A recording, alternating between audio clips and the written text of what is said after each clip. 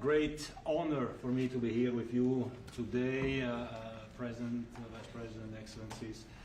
Fantastic to announce what you said, which is the final draw of the FIFA World Cup on the 5th of December here in the capital, in the Kennedy Center in Washington, D.C. at 12 noon sharp. It will be broadcast live all over the world. 1 billion viewers will watch it. And it will determine, of course, the match schedule, which 48 participating teams will play. You said it, 104 matches in 1 month, 104 Super Bowls. This is not just the biggest, the greatest event, not just a sports event, it's a social event as well, with a lot of emotion. We are uniting the world, Mr. President, uniting the world here in America, and we are very proud of that. And those teams, those national teams who will come here to participate in this draw with their coaches, with their presidents, they will all be proud to be part of writing this history. And that's why we brought as well this, which is the winner's trophy. It is the trophy that the winner of the FIFA World Cup wins. Only the FIFA president, presidents of countries, and then those who win can touch it, because it's for winners only. And since you are a winner, of course, you can as well touch it. It's pretty heavy. Yeah. It's the winner trophy. The last one who lifted that is Lionel Messi of Argentina. And here it is in the Oval Office in the White House. Can I keep it? For you? Well, you can keep it. We're not giving it back. We're not giving it back. That's serious. It fits well. That goes very well on the wall right over there. We'll put it right below the angels. It fits well here. That's beautiful. Yeah. You can keep it until we have to give it to the next winner. That's fine. That's a beautiful piece of gold, I will say. That's beautiful. Yeah. So 6 billion viewers for the World Cup, 6 million coming to the matches, 30 billion economic impact, 185,000 jobs. This will be absolutely fantastic. The biggest event ever, and everything will start here in Washington, D.C. at the Kennedy Center, or the Trump Kennedy Center. You'll see that, how it will be called, on the 5th of September at noon sharp. 5th of December, noon sharp. Then, if I may... Will they be doing most of the draws, all of the draws at the Kennedy? Well, how are you going to do that? Yes, we'll do that at the Kennedy Center. We'll do all the other meetings around it with the coaches, with the broadcasters, with the sponsors, everything at the Kennedy Center. The whole World Cup starts, and everyone will be happy because everyone has qualified for the World Cup, and they didn't yet play a game, so they didn't lose yet the game. So they all think they can become world champion, right? They'll all be happy. Exactly. Now, by the way, an example, supposing we had a week ago when everybody was being killed and mugged and everything else, despite the phony numbers that were given out, that it was getting better. Brian, do you believe it was getting better or getting worse? Oh, the crime was getting worse. I mean, I was robbed. It was getting way worse. Yeah. How did the other guy come out? He came out with a briefcase. Came out with your briefcase. Yeah. Robert 1, Brian 0. No, but can you imagine you do this and then you start hearing that they had a 20-year reduction of crime. It's worse. It was worse during the Biden administration than anybody's ever imagined possible. And I guarantee you he wouldn't be here if those numbers continued. But now we have total safety. We have total security. And for the border, in 3 months, 0 people. These are done by liberal people that do these charts. 0 people came through our border in the last 90 days. Can you believe it? 0. Last year we had millions of people coming in, and they came in from the wrong locations. They came in a lot of people that shouldn't be here. So now when we have this event in December, it's going to be very safe, Johnny. You can walk down the street with your beautiful wife. Yeah. You can take her to dinner if you can get a reservation, which I doubt. They're all full, the restaurants. I know.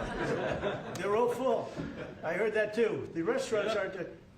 The restaurants, since we are doing this, are doing great. And many new restaurants are going to open because, as you know, many closed. Many restaurants closed because the crime was so bad.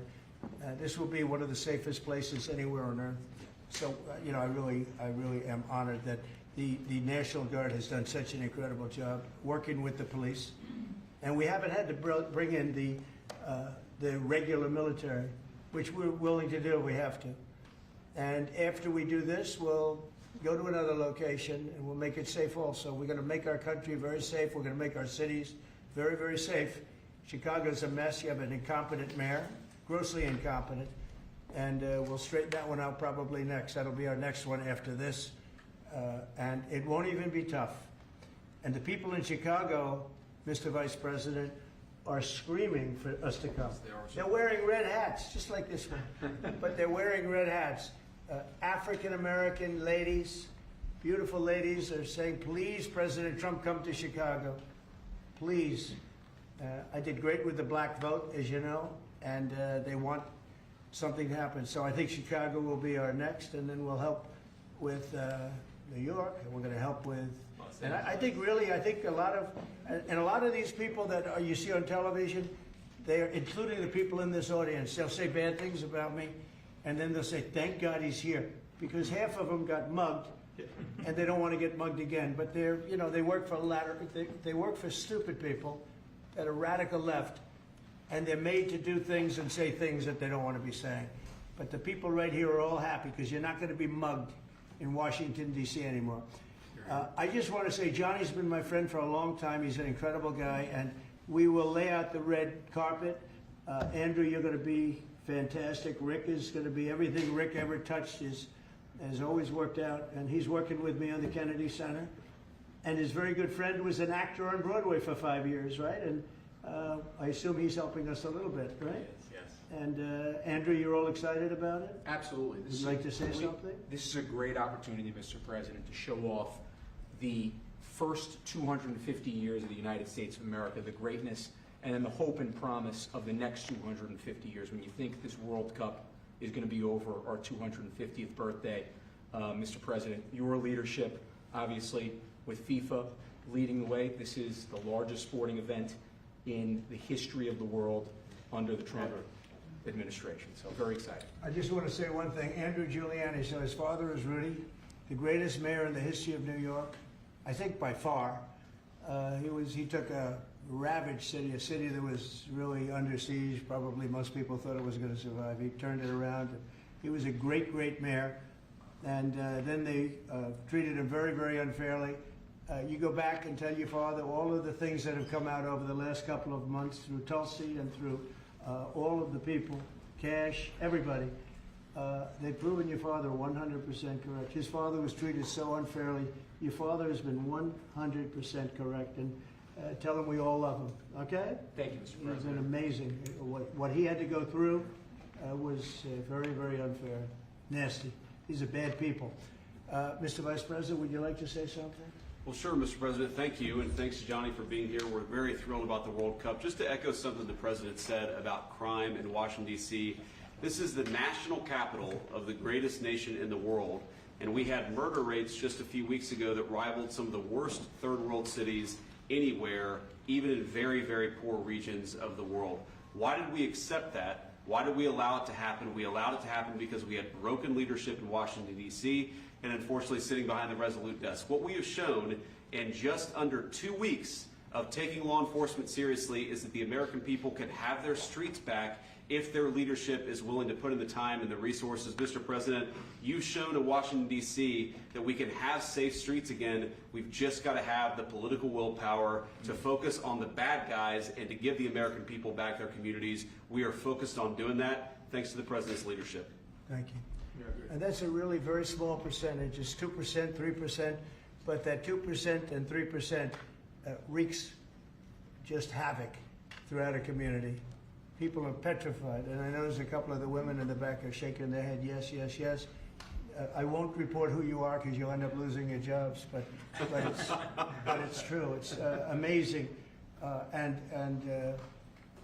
the police, and you look at the D.C. National Guard, I saw pictures of them last night getting off vans and all, and I saw some bad ones running, but they're not running so much anymore. They're not there. They're just not even, they're not even trying. You're totally safe. Now, there'll be something happening sometime. I don't know. Maybe it won't be for a long time, but this was every night would get reports of people being mugged and there's one woman on television last night. She had a badly busted up nose, And she's, well, I like our streets the way they used to be.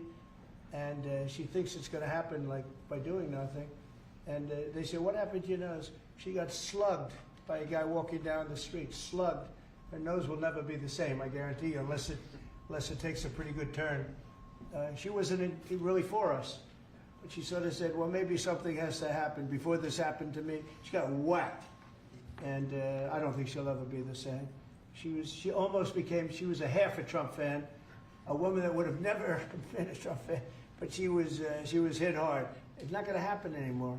Not going to happen anymore. But then we're going to beautify the city too. That's where I was today at Kennedy Center. And we're going to beautify the city like it has it. And we're working with Clark Construction, the biggest construction company in Chicago, and in Washington.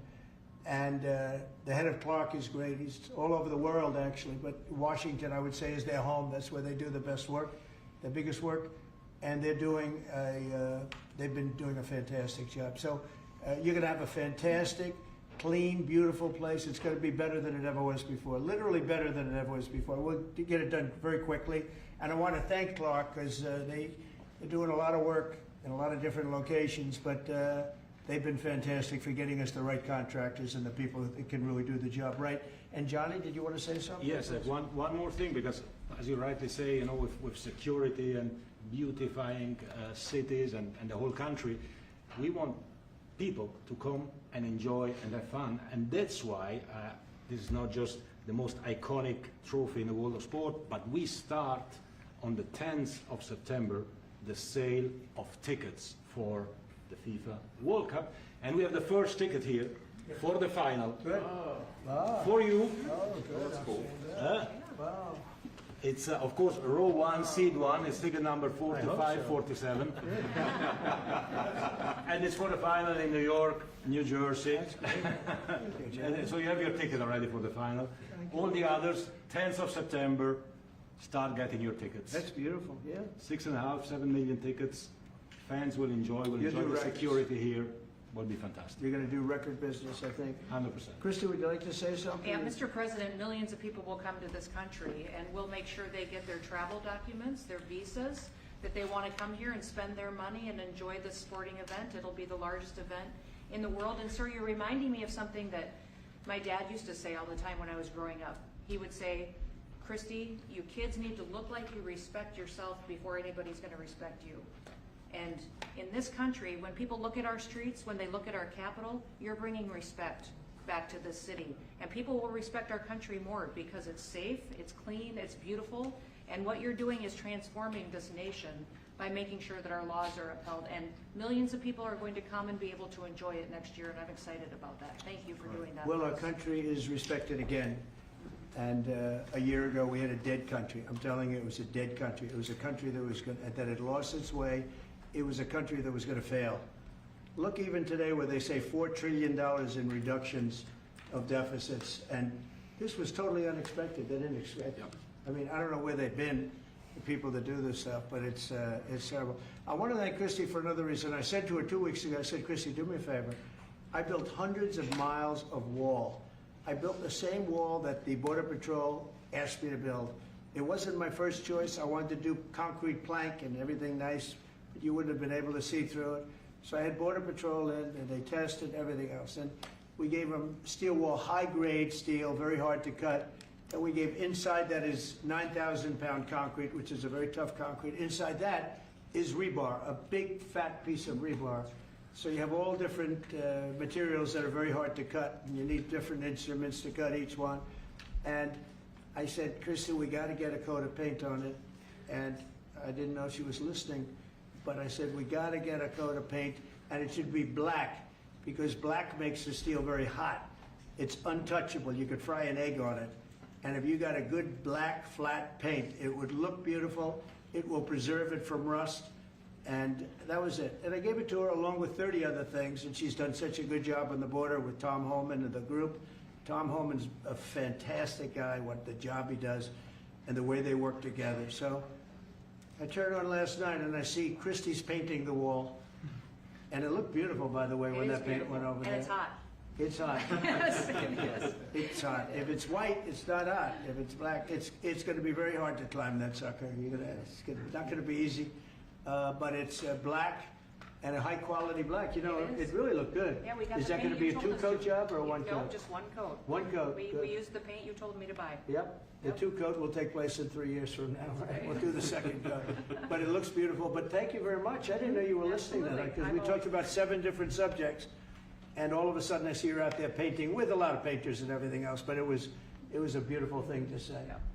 Would you like to say something? You've been such a big part of this. Please. We're just, Mr. President, we're delighted to be here today for this announcement, but we're also looking forward to having you at the final. Oh yes. On July Oh, yes. 19th No, we'll be in New there. York, New Jersey. We're going to be there. A lot of people are going to be there. A lot of people. I'd like to thank you all. Do you have any questions on FIFA, first of all? It's going to be a big event at the Kennedy Center. Do you intend to take part in it? Will you have a part to play on December 5th? I might play. I mean, I see the money that these soccer players, you know, we call it soccer, but I see the money that these soccer players are making. I may try and play. I'm a very good athlete. My son is a very good athlete, and he's a good soccer player. He's on the tall side for soccer. He's 6'9". It's pretty tall, but That's pretty it's cool. on the tall side. That's good. It's on the tall side, but he's good. But no, I may put on shorts. I look extremely good in shorts and join the play. You know, no, it's going to be a lot of fun. It's going to be good. Many foreigners who want to come to attend the event are concerned about the visa situation. Can you reassure them? Yeah, they're going to have a very easy time getting in. Certain countries are going to be very, very easy, and other countries are going to be obviously a little bit more difficult. Would you like to explain that, Chris? Yeah, absolutely. We have a process set up that we'll be implementing on getting visas approved. Everybody will be thoroughly vetted, but they'll be welcome to this country. It'll happen quickly, and we're excited for them to come. So I would hope that around the world, people know that the United States is excited to bring their family here to enjoy this event.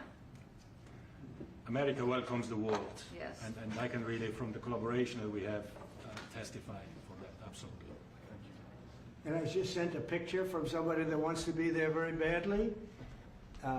He's been very respectful of me and of our country, but not so respectful of others. But I'm going to sign this for him, but I was sent one, and I thought you'd all like to see it. That's a man named Vladimir Putin, who I believe will be coming, depending on what happens. He may be coming, and he may not, depending on what happens. We have a lot of things happening over the next couple of weeks. But I thought it was a nice picture of him. Okay of me, but nice of him. So that was very nice that it was sent to me. Okay? Mr. President. On Yes. that subject, have you talked to Vladimir Putin about the fact that yesterday a big U.S. factory was hit in a Russian airstrike in Ukraine? What's your reaction to I that? told him I'm not happy about it, and I'm not happy about anything having to do with that war. I settled 7 wars, and actually, if you think about pre-wars, add 3 more, so it would be 10. I thought this would be in the middle of the pack in terms of difficulty. No, I'm not happy about anything about that war. Nothing. Not happy at all. We'll see what happens. I think over the next 2 weeks, we're going to find out which way it's going to go. And I better be very happy. How long are you willing to wait, President, a Mr. very good President? call with Prime Minister Carney of Canada yesterday morning. Yes. Actually, Canada is taking away some retaliatory tariffs. He's So- removing his tariffs, yeah. Exactly. He's removing his retaliatory tariffs, which I thought was nice. And we're going to have another call soon. Yeah, we had a very good call. You're getting closer towards an Well, I agreement like them. on trade? I like them. You know, look, I'm fighting for the United States. Canada and Mexico have taken a lot of our business over the years, over 25, 30 years, especially during the Biden years. They took a lot of our business, and it's basically all coming back into the United States now. Well, hot as a pistol, and it's coming back in. Because of tariffs and the incentives we give, it's coming back. And it's impossible, I think, for another country to stop it. And we are working on something. We want to be very good to Canada. I like Carney a lot. I think he's a good person. And we had a very good talk yesterday. So I think it'll be good. Mr. President, I have a question about the search of Ambassador Bolton's home. The Vice President recently just did an interview saying that it's about classified documents, but that there's also broad concern about him. What are the concerns? Well, that I you haven't have? spoken to Pam and the group yet, but I will be. I saw that just like everybody else. I try and stay out of that stuff. I'm allowed to be, and I'm chief law enforcement officer, believe it or not. You know, I don't like to go around saying that, but I am. That's the position. But I purposely don't want to really get involved in it. I'm not a fan of John Bolton. I thought he was a sleazebag, actually. And he suffers major Trump derangement syndrome, but so do a lot of people, and they're not being affected by anything we do. I don't know anything about it. I just saw that. I'll find out about it. But if you believe the news, which I do, I guess his house was raided today. But my house was raided also, called Mar-a-Lago. They went through everything they could, including my young son's room and my wife's area. They went through her drawers, as the expression goes. They went through everything you can imagine. And when she came back, she said, she's very neat, you know, she's meticulous. And she looked and she said, whoa, this wasn't the way that she had it. So, you know, so I know the feeling. It's not a good feeling. Thank you. Mr. President, on Ukraine, how long will you give Putin? A couple of weeks. We're going to figure it out. We'll find it. Do you think you'll have to intervene at some point? Look, it takes two to tango. You understand that. I wanted to have a meeting with those two. I could have been at the meeting, but a lot of people think that nothing's going to come out of that meeting. You have to be there. Maybe that's true. Maybe it's not. But we're going to see. In the meantime, people continue to die. But I've solved 7 of them where they were in wars for 31, 35, and 37 years. We had 3 of them that were for more than 30 years, Johnny, and I got them solved. And we solved one that could have been a nuclear war with India and Pakistan. That was getting ready to be a nuclear war. I solved them all. And this one, I thought we would have had it done by now, but it's more difficult. There's a lot of anger, a lot of hatred. There's a tremendous amount of hatred there. So. But we'll see what happens. I think in 2 weeks we'll know which way I'm going. Because I'm going to go one way or the other. And they'll learn which way I'm going. Mr. President, if I got 2 questions for you. One on FIFA, the other one on DC. Let's talk. Can you talk about the economic impact that FIFA will have in these cities, and what's your message to the mayors to get their cities prepared, not only the beautification process, but also the safety aspect? Well, Los Angeles is an example. You know, it's poorly run. We have a mayor there that can't even get permits to the people that lost their houses. Lee Zeldin got every permit. The hardest permit is the federal permit. Within 20 days, every single permit was there for the people to build their houses.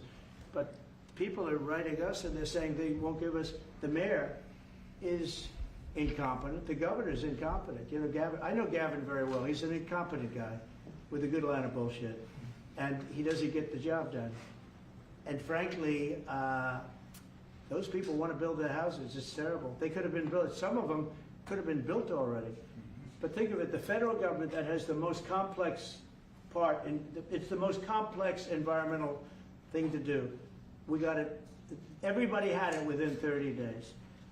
And they're not even close to getting their permits. And now they're talking about taking some of those sites and building low-income housing on them. These are high-end neighborhoods. And I'm all for low-income housing. I built a lot of low-income housing. I know all about 236. I know every program that there is in the government. I used every one of them. I know more about low-income housing than probably almost anybody. And it's great. It's fine. It's wonderful. But you don't build it in Pacific Palisades.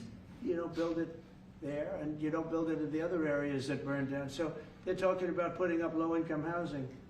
And you talk about riots. They're going to have riots if that happens because you're taking the people's property away. They want to build their houses, and they're unable to get permits from the mayor and from the governor. And that's a terrible thing. But, and let me tell you, if I didn't send in the troops in Los Angeles, Johnny wouldn't be in Los Angeles. You wouldn't be having your World Cup there. I sent in the troops, and we kept it. And even the police commissioner, the sheriff and the police commissioner, they all said the same thing. They said, we could have never handled what was happening. You saw that, you were there. He said, we could have never handled what was happening. And then you hear Gavin Newsom, after it's all quelled, you hear Newsom get up and say, we could have done this for ourselves. No, they couldn't have. And if they could have, I wouldn't have taken the chance either. Okay, my second question is on crime prevention. Would you be open to expanding the national concealed carry to apply to D.C. like it does in other states like Texas? Yeah. Well, they have it in some states, and they feel strongly about it. You know, as you know, I'm in favor of it. People have to protect themselves. I'm a Second Amendment person. very simply. People have to be able to protect themselves. Especially like in Washington, you walk down the street, a guy comes up and slugs you. He's got a pistol in his hand. You can be tough, you can be in great shape, you can be a powerful person, or you can be a guy that weighs 100 pounds with a gun in your hand. Right. And I'll bet on the guy with the gun 100% of the time, right? And so you need protection. So I'm a Second Amendment person all the way. Yeah, please. President Trump, you said this morning that you were working with Congress to get $2 billion to help clean up DC. Have you had any conversations with Mike Johnson and John Thune about where they're going to get that money from? Which money? You said this morning that you're going to get $2 billion from Congress to help clean up Yeah, DC. I've spoken to Mike Johnson. I've spoken to John Thune, the Senate, the House, and I think it's going to be very easy to get it. It's going to be not a lot of money. I wouldn't even know where to spend the number that you mentioned, but it's going to be money to beautify the city. Yeah, they're ready. Everybody wants to save DC. In one way, it's the easiest. The violence was more than any other city in the country, actually, by far. It may have been more than any other city in the world, if you could think. You know, we looked at some of the worst cities in the world, it was worse. And that's why it angers me to see the mayor saying about how they have it on the slide. Not on the slide, it was worse than ever. Yeah, we have no problem getting that money. That money will come out of Congress. I think it'll be even bipartisan. And is the plan I mean, I would imagine Democrats would vote for that one. is the plan to get it before the September 30 standing deadline on the Hill? Well, I don't know if there is a deadline, because if I declare a national emergency, which this was, that ends the deadline. So, I mean, I keep seeing about a 30-day deadline, of which we have 22 days left or something. But if I think we're in great shape here, that's one thing. But if I don't, I'm going to just say it's a national emergency. And if I have a national emergency, I can keep the troops there as long as I want. If people are not going to want to have the troops, and 30 days, you know, it's one thing to get them out. It's another thing to keep them out for a long period of time. You've got to train people. You can't do this. You can't bop people over the head. And a lot of those people are in courts right now, going to court. They're going to go to jail for a long time. So that's going to take more than 30 days. But if I have to, I'll declare a national emergency, which I don't think I'll have to do. Yeah. Mr. President, You said in 2 weeks you'll know whether you go. Yeah, I think I'll one way or know. the I other. think I'll know. And frankly, of Ukraine, it takes two. What are the 2 ways you can go at the end of 2 weeks then? Well, then I'm going to make a decision as to what we do. Or And it's going to be a very important decision. And that's whether or not it's massive sanctions or massive tariffs or both. Or do we do nothing and say it's your fight? Look, I would have never been in this war if I were president. You wouldn't have had this war. It was never going to happen. This was caused by stupid people that fought. And you know, people say, well, how do we know? Because for 4 years, it was never even a subject. And Vladimir knew, and you see his picture right here. It was nice that he sent, but Vladimir knew very strongly we wouldn't have stood for it. It wouldn't have happened. 100% wouldn't have happened, but it did happen. And now they're losing from 5 to 7 young kids. Think of it, you're a parent and your son is leaving. He's Russian or he's Ukrainian. And he's leaving and they're waving goodbye. Nice, beautiful kid. Nice crew cut, all set. He wants to be a soldier. And he goes there, first week he has his head blown off. And he's no different than you people, me. And it doesn't matter where. I mean, I solved a problem in the Congo that was vicious. Rwanda and the Congo, the Republic of the Congo. And they were fighting for 31 years, and it was machetes. People were getting their heads chopped off. That was going on for 31 years. I got it solved. You saw it. They came to the White House and we signed an agreement. It was amazing. People can't believe we got it done. I love to stop killing. I really do. People thought it would be just the opposite. Hillary Clinton said, oh, he'll get us into a war. No, I'm getting everybody else out of wars. Are you saying there's a real possibility then that you do nothing if Putin doesn't come to the table for a ceasefire? I'll see whose fault it is. If there are reasons why, I'll understand that. I know exactly what I'm doing. We're going to see whether or not they have a meeting. That'll be interesting to see. And if they don't, why didn't they have a meeting? Because I told them to have a meeting. But I'll know in 2 weeks what I'm going to do. I have pretty good ideas. Your Justice Department is also sending some of the Epstein files over to the House Oversight Committee today. Are you in support of them releasing all of them? I'm in support of keeping it open. If they wanted to innocent release. people shouldn't be hurt, but I'm in support of keeping it totally open. I couldn't care less. You got a lot of people that it could be mentioned in those files that don't deserve to be. People, because he knew everybody in Palm Beach. I don't know anything about that, but I have said to Pam and everybody else, give them everything you can give them, because it's a Democrat hoax. It's just a hoax. The whole Epstein thing is a Democrat hoax. So we had the greatest 6 months, 7 months in the history of the presidency, and the Democrats don't know what to do, so they keep bringing up that stuff. But it affected them. Bill Clinton was on his plane and went to the island supposedly 28 times. I don't want to bring that up, frankly. You have Larry, whatever his name is, Summers, the head of Harvard, who was Jeffrey Epstein's best friend. Nobody ever talks about that. I mean, but I don't want to hurt Larry Summers, but he was best friends with Jeffrey Epstein. No, this is a Democratic hoax to try and get the significance of what we've done over the past 7 months. Nobody's ever seen anything like it. They say it's #1 in history. What we've done, including stopping 7 wars. I mean, just include that. And now you look at the stock market today. It's way up to start off with from where I took it. And this market was going to crash. If Joe Biden or Kamala were president, this market we would have had a crash like in 1929. You're not going to have that. It's only a question of how high is it going to go. You know, I had the strongest economy in the history of our country.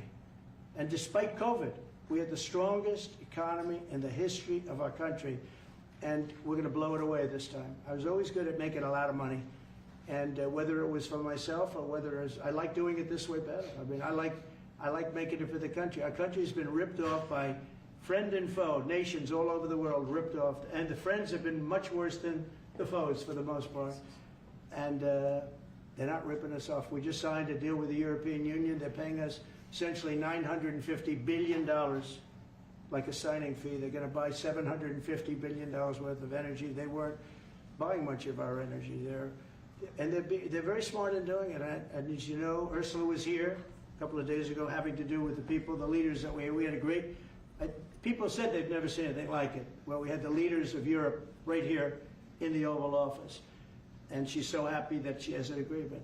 But people aren't ripping us anymore. We're run by, this country is run by smart people now. Mr. President, in Israel... Two questions. One is about Intel. There have been reports that you're considering taking a stake in Intel. Can you tell us About the 10%? About the 10%.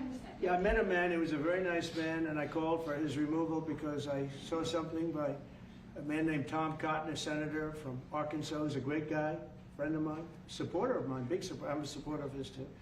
And he wrote a pretty nasty story about the head of Intel. And I said, well, if that's right, he should resign. And he came in, he saw me, we talked for a while. I liked him a lot. I thought he was very good. I thought he was somewhat a victim, but you know, nobody's a total victim, I guess. And I said, you know what? I think the United States should be given 10% of Intel. And he said, I would consider that. I said, well, I'd like you to do that because Intel has been left behind, as you know, compared to Jensen and some of our friends, NVIDIA, some of the people, and the people in, because Intel should have never been. Intel was the biggest, most powerful chip company in the world. And then they started leaving. And they started going to foreign countries, in particular Taiwan. And if we had a president who would have said, okay, you can go to Taiwan, but we're going to put a 100% tariff or a 200 or 300 or a 500% tariff, anybody that sells into the United States has to pay. They wouldn't have left. They would have never left, and we wouldn't have. So in the meantime, we had people that were, in some cases, good politicians that weren't good on trade. I loved that man, but he was not good on trade.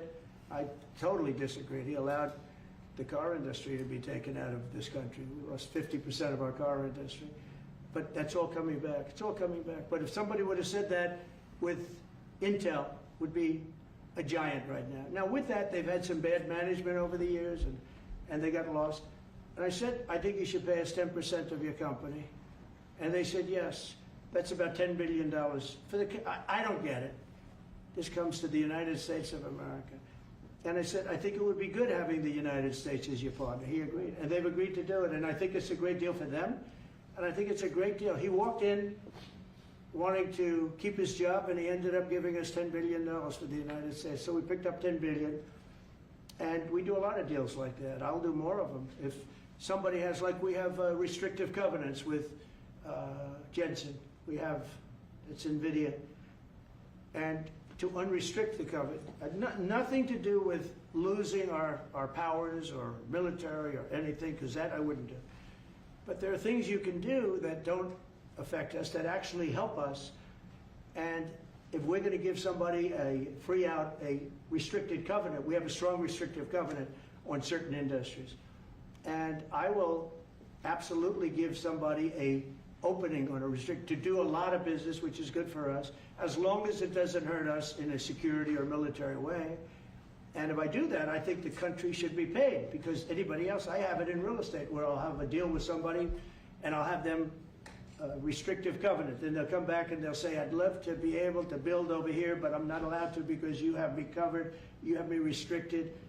I say, I'll let you build over there, but pay me a lot of money. No different. But the country never did it because the country was run by foolish people. You said Chicago might be next. Are you making, have there been concrete steps that the administration is taking to do that? Or what are other cities as well? I haven't spoken to the mayor. He's grossly incompetent. I haven't spoken to the mayor. No. When we're ready, we'll go in and we'll straighten out Chicago, just like we did D.C. Chicago is very dangerous, great place. I built great stuff there. I have the most beautiful building in Chicago, I think. But I hate to see what's happened to Chicago. Chicago was our greatest city, actually. Bob Tisch, a great friend of mine, passed away. He used to own the Giants and very successful Lowe's. He said Chicago, I think they had their main office in Chicago. He said Chicago and San Francisco are the two greatest cities in the world. Now you look at what the Democrats have done to San Francisco. They've destroyed it. I own a big chunk of the Bank of America building in San Francisco. And, you know, it's just different. We can clean that up too. We'll clean that one up too. You know, if everything works out, and we've already had calls from other cities, quiet calls from Democrats. We'd love you to come here, because they've lost control of their cities. I'm not going to say because I don't want them to lose their elections. But we've had calls from Democrats and calls from people generally. We'd love you to come here, because we'll straighten out the problem.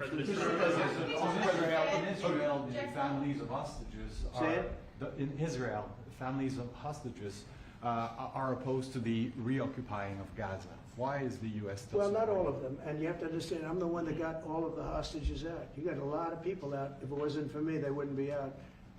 I worked with Bibi and I worked with Steve Witkoff. But if it wasn't for me, you would have all these hostages would most likely be dead right now, every one of them. So they all come up here. They come in groups of 10, 12, 13, and many of them, and I've gotten to know a lot of them. They're great people. What they had to go through is incredible. But so now they have 20, but the 20 is actually probably not 20 because a couple maybe aren't around any longer. It's a terrible thing. No, I don't like anymore. I said, you know, when you get down to 20, they're not going to make deals anymore. And they didn't. And then I put out a statement, as you know, that was a tough statement. Go in and get them. And they said, we'll give you 10, we'll give you 10. I don't know what Israel's doing, but they were willing now immediately to give us another 10. The situation has to end. It's extortion and it has to end. And we'll see what happens. I actually think they're safer in many ways if you went in and you really went in fast and you did it. And people can't forget October 7th, remember that. I'm friendly with all groups. I won the Arab vote in Michigan. I did so great with the Arab vote, remember? I started off at 0, I ended up winning. I wouldn't say the candidate was the greatest, but I would have won against anybody. They're great people. But we have to do things properly. And you know, I'm very proud to say I got the hostages out. You have hundreds of people that are living now because of me. And now we have that final little group of people. And Hamas knows that if they give them, that's probably the end of their lives. So it's not easy to get. And I know if you're a parent, you just don't care. I want my baby back. They want their babies back. They want their kids back. And I understand it. But I got them out and did a good job. And we're doing everything we can to get the hostages out. Thank you all very much. Yes? So Jackson Hole, Jay Powell today said, he suggested that they might cut interest rates, but they haven't proceeded. Well, we call him too late for a reason. He should have cut him a year ago. He's too late. You know, we have a stock market that's up 1,000 points today. I better be careful because I'll go out there and I'll see it's down 1,000, right? But it's up 1,000 points when I came in here. We have a country that the market's the hottest it's ever been. The country's better than it's ever been. We have a military that I rebuilt largely in my first term. We had a great, successful first term, but this is going to be even better. But we rebuilt it. We gave a lot of it away to Afghanistan, but relatively small compared to the overall. But I think it was the most embarrassing day and period in the history of our country that they allowed those 13 wonderful people, but it's really hundreds of people were killed. And they don't talk about the 48 that were so severely wounded with no legs, no arms, nobody ever mentions them except me. But that was the worst day, the most, it just showed how incompetent. Frankly, if that didn't happen, I really believe that you might not have had the problem with Russia. I think Putin was sitting there watching these stupid people running our country and said, this is a time to invade. It's, this is a time. And then Biden made the statement, well, he can do a small incursion. When he said that, it was off to the races, right? When he said he can do a small incursion, remember that? I was surprised he knew the word incursion. I didn't think he had that good of a vocabulary. I want to thank everybody. It's very important to me and to everybody up here, the World Cup. And Johnny has been so incredible. I mean, he's really a great leader. I mean, to think, I said, Johnny, do it by phone. You don't have to come. No, he said, I'll come. And he flew all night long to be here and listen to this about how great we're doing in D.C. But he's a fantastic leader, and this will be your most successful World Cup ever. Thank you, Jim. Thank you so much. America will win. Yeah, can he win it, Mr. President? I don't know. That's I watch some of those teams go around. They go down that field. I don't know. But let me ask you: what chance does America have of winning? Well, the home team always has a good chance to win. It depends See, how he's it a good starts. No, but there's some good we have a players. shot. Yeah, of course. Of course, you have a chance. Will Bears be going to any of the games, Mr. President? I'd love to have him. He'd love to. He's very tall. Maybe we could make him a goalie. The goalies are very tall now, right? Yeah, goalies are very tall. The goalies, well, he'd be a perfect goalie. 100%. At his height, he'll be a great goalie. Exactly. So we'll put him on the American team. Yeah. No, but do the Americans have a chance of, like, getting into the quarterfinals? Yes, right? definitely. No, the quarterfinal, definitely. But then, as the tournament goes on with the public 250 years of the United States, let's don't forget, they will all feel energized about that. You know, it's amazing. The talent is really great when you watch these things. I went to the game 2 weeks ago, and it was a big upset. But you look at these people, the way they pass it, it's amazing, really amazing. It's a great art, right? It's great talent. It is incredible. You know the expression. Will you draw the names out of the hat? It's a what? Will you draw the names? I don't know. That's something. He's the boss. That's an interesting proposal. He's the boss. We'll discuss that. It's going to be great. And I think the American team is going to do well. I mean, I hear it's a very good team. Good luck, everybody. Thank you very much. Thank you. Thank you so much. Thank you guys. Luck and luck. Thank you guys. Keep a lot of those photos. Thank you. No, I just got one. Thank you. Thank you, guys. We're done. We're done. Thank you. It was a nice photo. Thank you very much, everybody. You guys keep moving. Thank you. Andre, this way. Everyone forward this way. Thank you, everybody. Keep moving. Thank you. Moving. Thank you, guys.